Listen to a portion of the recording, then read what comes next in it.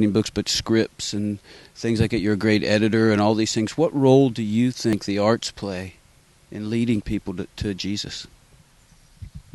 I think it plays a huge role. I mean, I feel like as Christians, we were at a bit of a disadvantage. I think, just anybody coming up with a story will come out with, all these movies, superheroes and everything like that. But I think that Christians, it took a while, to kind of find their footing with this, to realize, hey, people really do pay attention to that. I think I read an article that said that people said that movies were more impacting in their life than most churches.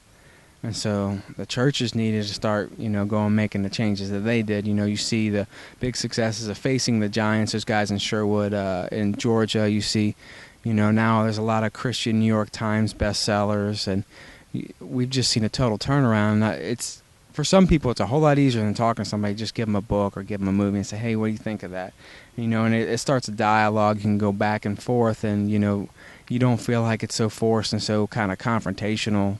How people can be more often than not now, it seems like, in these days. Yeah, it really is. A lot of Christians will turn their back on the arts or on certain mediums because they'll say, that's just of the devil or something. They'll say, but what they don't realize is that God can turn anything together for the good for everybody that loves God, That's exactly what you seem to be doing. What's your goal in writing?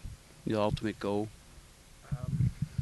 Wow, the ultimate goal, I guess, to reach as many people as possible. It's not about making money as much as it is about reaching people. I mean, I know that, I could talk to a certain amount of people in life, but that book's going to go a whole lot further than I can go, or that writing, or that movie, or that video, or whatever it is I do.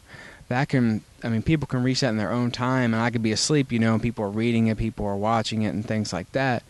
And I just thought, I've got to find a way to spread myself a little bit wider because just in my time, I can't do that. So my goal is, I guess, to reach people all over the world to the best of my ability and continue to improve and encourage people.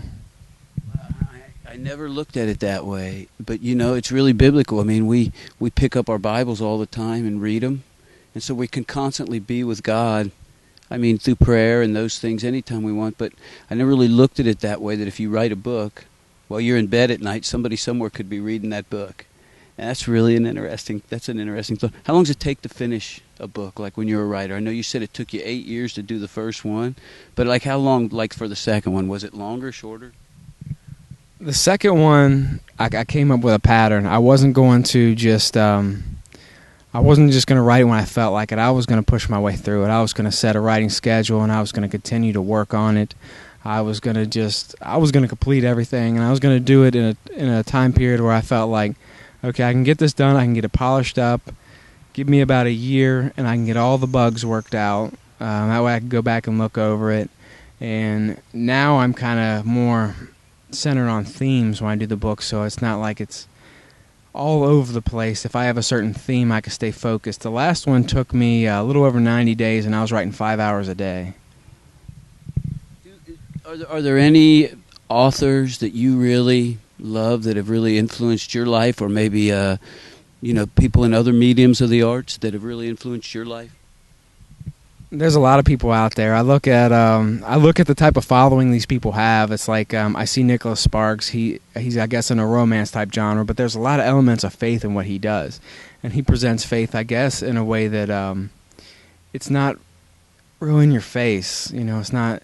It's in a subtle way where you can look at somebody and you be like, yeah, I know somebody who's kind of like this character or something like that. I really looked at that and said, that's a good way to do this, so anybody can understand it and get back and forth. I look at some of the earlier poets and what they were trying to accomplish. Look at Robert Frost. He was my favorite, and I've actually been compared to him here and there. And I was just like, wow, it was really, really humbling to think like that. And I look at what they did. They knew their market. They put in the work. I read how much time they put into it, and these were just average guys. I know Nicholas Sparks was working 2 or 3 jobs before he even got his first novel accepted. And, he was married, he had a family and everything, and then he was still able to pick it up. So I think it kind of gave me hope that at any point, I could pick it up and I can keep moving with it, just don't quit. You're one of those rare individuals who is gifted, and you decided to really dive into your gift and to use it. There's a lot of people out there that are gifted, and they feel sort of like they're boxed in, like they're trapped. They're working the 9 to 5. It's like they never took that step to maybe take that chance, or maybe it was fear of rejection or whatever. Maybe they just felt like they didn't have time, or maybe they just kept allowing themselves to be told that, hey, you're never going to make it, you're not really good at that. But you got any advice for people like that are out there that are watching today and say, you know what, I think I might be able to do something? Definitely, God can use everybody. You might not be a writer, might make videos or something like that, but He can use you no matter what is going on in your life. You may have gone through something, and somebody else can relate to that. You could talk to them. You may have a neighbor in your neighborhood who's elderly, and just need somebody to talk to. You could talk with them. You can get involved with different volunteer activities. It doesn't take much to make a warm meal and feed somebody, or go out and just, be social. Sometimes that's all somebody needs. It's just a friend, just somebody to listen while they're talking, saying what they're going through. And if you've got an ability, I'd really pray about it, using it, because God can use anybody. I had a guy come in to my work last week, and this guy's he's a real big muscular guy, and he works all the time. He does personal training. And he's got like a mullet mohawk thing going, and he said, you know what? He's like, if God can use me, He can use anybody. He's doing a television show, and it used to be all working out. Now it's like probably 3/4 of the way is ministry, and there's a little bit of working out in the beginning. And when I saw that, I was like, that's exactly it. He can use all of us at any time if we're just willing to do it. That's the biggest thing. When I got nervous about the writing thing, I was like, well, if this is what He wants me to do, and He gave me this, and if I'm not going to squander it, I need to use this, because He's going to open the doors as long as I'm putting it out on the paper. So it's like He can use anybody at any time, at any place in their life, I feel like. It's just a matter of being willing to accept what He asks you to do.